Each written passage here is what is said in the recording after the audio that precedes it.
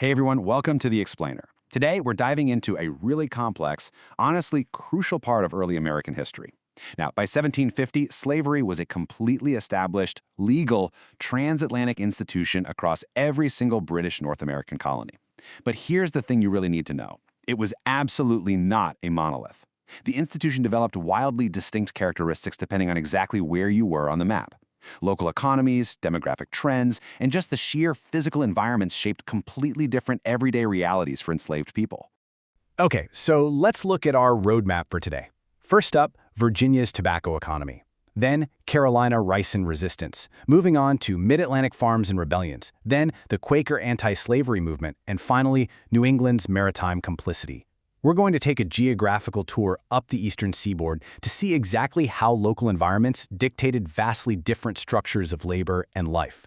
So that brings us to a huge question. Was slavery the same everywhere? You know, it's a super common misconception that early American slavery was just this uniform system of sprawling cotton plantations all across the board. But the reality? Regional imperatives drove drastically different systems. To truly grasp the architecture of early American enslavement, we kind of have to shatter that myth and look closely at the local realities on the ground. All right, starting off with Section 1, Virginia's tobacco economy and the roots of the gang system. Virginia was the oldest of the English mainland colonies, bringing in its first enslaved laborers way back in 1619. And really, from that point on, its entire societal structure was built to fuel an economy completely dominated by one single, incredibly labor-intensive crop: tobacco. By 1750, this insatiable demand for tobacco labor resulted in a pretty staggering reality.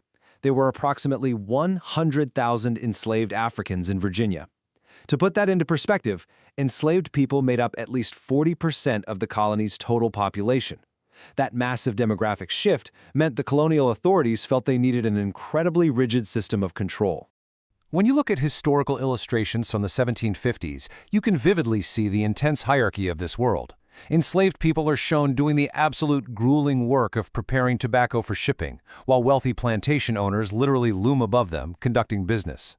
To protect these massive, consolidated estates, wealthy planters relied on legal procedures like primogeniture, basically meaning the estate descended entirely intact to the eldest male heir. This consolidation of immense wealth forced the vast majority of enslaved people into what was called the gang system of labor. This meant working from dawn to dusk under the constant, physical supervision of a white overseer. To maintain that brutal dawn-to-dusk gang system, Virginians legally weaponized their codes to meticulously regulate human life. Back in 1705, the House of Burgesses passed a comprehensive slave code. They ensured that children automatically inherited the enslaved status of their mothers, a legal doctrine known as partus sequitur ventrum. They officially decreed that converting to Christianity would not grant you freedom. They literally protected enslavers from murder convictions if they killed an enslaved person, while at the exact same time dictating severe whippings for any black Virginian who so much as struck a white colonist. The entire law existed to invasively regulate daily life and maximize profit. Let's travel south for Section 2, Carolina rice and resistance, and the autonomy found in the swamps. Down in South Carolina and Georgia, slavery was absolutely just as central to colonial life, but the local environment forged a very, very different system. So, the crucial difference between Virginia's gang system and Carolina's system came down to one thing: environment. Carolina's economy was built on rice, and rice requires swampy conditions. Well, swamps breed deadly diseases like malaria. Because of this, wealthy Carolina planters literally fled their estates to live in Charleston townhouses to avoid getting sick. This left enslaved laborers with significantly less direct everyday oversight, leading to the task system.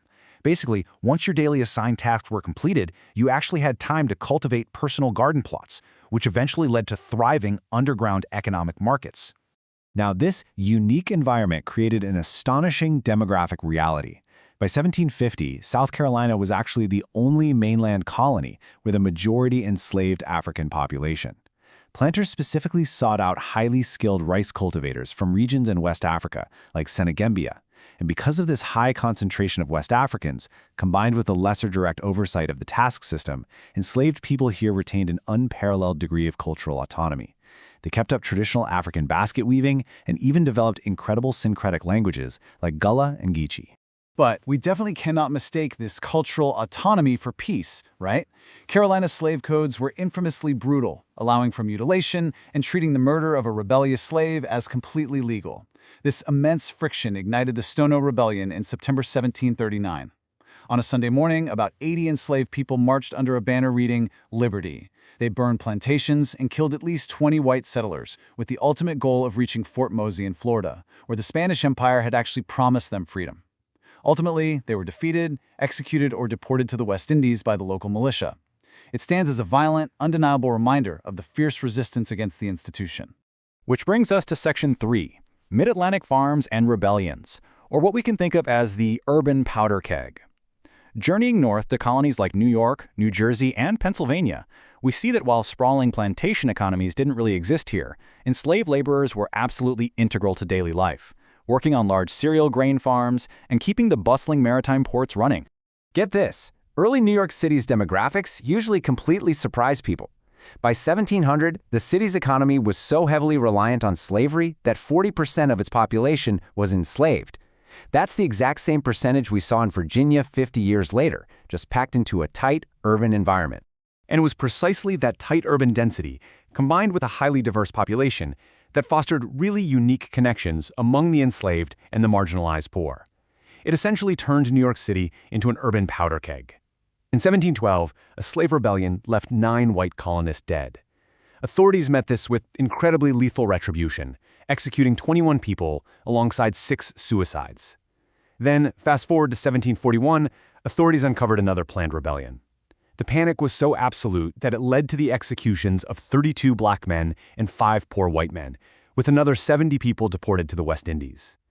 The close quarters of the city essentially bred severe uprisings and equally severe panicked crackdowns. While sheer violence defined New York's response, just next door we see something entirely different in Section 4, the Quaker anti-slavery movement, a moral awakening. In neighboring Pennsylvania, a powerful new form of resistance to slavery was beginning to take root, driven not by armed rebellion, but by deep religious ideology. At the very heart of their movement was a profound belief in the fundamental equality of all human souls. The Quakers were, of course, deeply pacifist. During this era, most people justified slavery by arguing that it originated in war, that captives were just enslaved rather than executed. But to a pacifist Quaker, a system born of war was by definition fundamentally illegitimate. Plus, their strict belief in the equality of all souls directly challenged the entire racial hierarchy that slavery required to exist. Because of this, the Quakers actually became the first group to systematically turn against slavery. First step, they denounced its legitimacy. Then, in 1758, Pennsylvania Quakers took it a step further and began disowning members who actively engaged in the slave trade. By 1772, they were outright expelling any slave-owning Quakers from their meetings altogether. And this wasn't just some local fringe decision. It sparked massive anti-slavery debates throughout the entire English-speaking world. This brings us to our 5th and final region, New England's maritime complicity, the engine of trade. Up here, we're going to see that a lack of local plantations absolutely did not equal a lack of involvement in the institution of slavery. In stark contrast to Virginia and South Carolina, the absence of cash crops in New England severely minimized slavery's local footprint. For instance, in Massachusetts in the 1760s, enslaved people made up only about 2% of the population. Those who were enslaved were mostly concentrated in Boston, living right alongside a sizable free black community. But there is a staggering dark irony here, brilliantly captured in art from the era, showing Rhode Island ship captains just casually carousing in a tavern down in Suriname, being served by enslaved people. Even though New Englanders didn't heavily rely on enslaved labor on their own local soil, their merchants were intimately tied to and enormously enriched by the transatlantic slave trade. The slave trade was quite literally a central, beating heart of the entire New England economy. To put a finer point on it, 150. By 1740, that was the staggering number of ships active in the slave trade, operating out of just one single port, Newport, Rhode Island.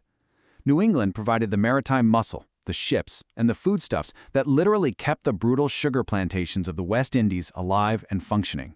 Make no mistake, they were the engine of the trade. Which leaves us with this final, really provocative question.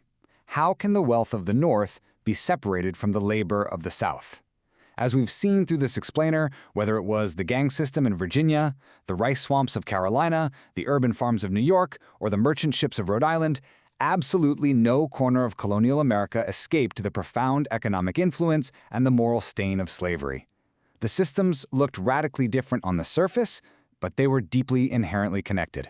I hope this gave you a clearer picture of early American history. Thank you so much for joining me on this explainer, and keep asking the big questions.